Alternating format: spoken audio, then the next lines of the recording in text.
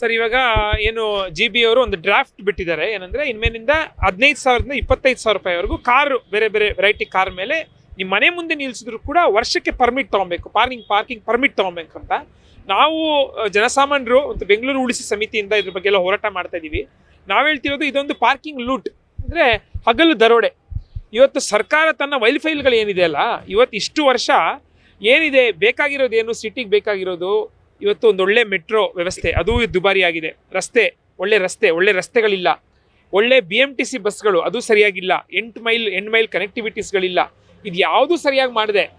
ಆಮೇಲೆ ತುಂಬ ಜನಗಳಿಗೆ ಪ್ರೈವೇಟ್ ವೆಹಿಕಲ್ಗೆ ಎನ್ಕರೇಜ್ ಮಾಡಿದ ಸರ್ಕಾರನ. ಯಾಕೆ ಇವಾಗ ಇದೆಲ್ಲ ಕೊಡಲಿಲ್ಲ ಅಂದರೆ ಜನಗಳು ತಂತಾನೆ ಪ್ರೈವೇಟ್ ವೆಹಿಕಲ್ ತೊಗೊಳ್ತಾರೆ, ಆಯಿತಾ. ಇವಾಗ ಇದೆಲ್ಲ ಎನ್ಕರೇಜ್ ಮಾಡಿಬಿಟ್ಟು ಇವಾಗ ಸರ್ಕಾರದ ವೈಫಲ್ಯ ಏನಿದೆಯಲ್ಲ, ಪಬ್ಲಿಕ್ ಟ್ರಾನ್ಸ್ಪೋರ್ಟ್ನ ಗಟ್ಟಿ ಮಾಡೋದು ಬಿಟ್ಟು, ರಸ್ತೆಗಳನ್ನ ಸರಿ ಮಾಡೋದು ಬಿಟ್ಟು, ಅದನ್ನ ಮಾಡೋದು ಬಿಟ್ಟು ಇವಾಗ ಜನಗಳ ಮೇಲೆ ಗೂಬೆ ಕೂರಿಸ್ತಾ ಇದ್ದಾರೆ.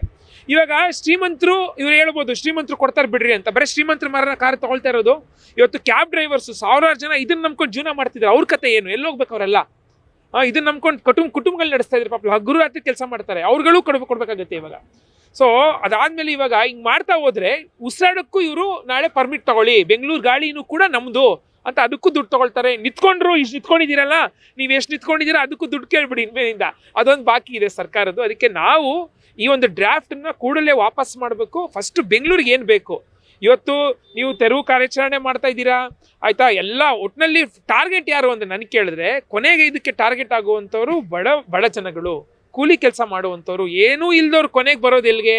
ಕೊನೆಗೆ ಬೀದಿ ಬದಿ ವ್ಯಾಪಾರಕ್ಕೆ ಬರ್ತಾರೆ.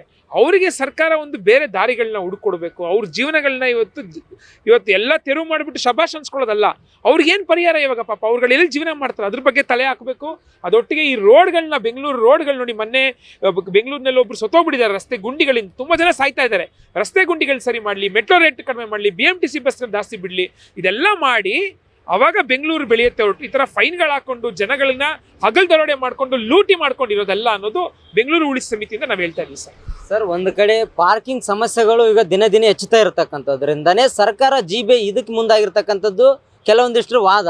ಸೊ ಇದಕ್ಕೆ ಪರ್ಯಾಯ ವ್ಯವಸ್ಥೆ ಆದರೂ ಏನಿದೆ ಸರ್ ಈಗ ಈ ಥರ ಮಾಡದೇ ಇದ್ರೆ? ಸರ್ ಇವಾಗ ಏನು ಪರ್ಯಾಯ ವ್ಯವಸ್ಥೆ ಅಂತ ಹೇಳಿದ್ರೆ, ಅದಕ್ಕೆ ಇವತ್ತು ತಜ್ಞರಿದ್ದಾರೆ.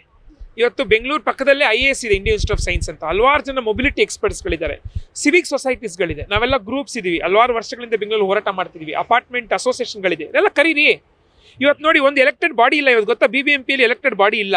ಈ ಎಲೆಕ್ಟೆಡ್ ಬಾಡಿ ಇದನ್ನೆಲ್ಲ ಮಾಡಬೇಕು. ಇವಾಗ ಯಾರೋ ಬ್ಯೂರೋಕ್ರೆಟಿಕ್ ಆರ್ಡರ್ ಬರ್ತಾ ಇದೆ, ಯಾರೋ ಸಚಿವರು ಆರ್ಡರ್ ಮಾಡ್ತಾ ಇದ್ದಾರೆ. ಹಂಗಾಗಬಾರ್ದು. ಇದು ಡೆಮೋಕ್ರೆಟಿಕ್ನಲ್ಲಿ ಚರ್ಚೆ ಆಗಲಿ, ಹೆಂಗೆ ಇದನ್ನು ಸಾಲ್ವ್ ಮಾಡೋದು, ಯಾವ ರೀತಿ ಪಾರ್ಕಿಂಗ್ ಸ್ಪೇಸ್ ನೋಡೋದು ಚರ್ಚೆ ಆಗಲಿ.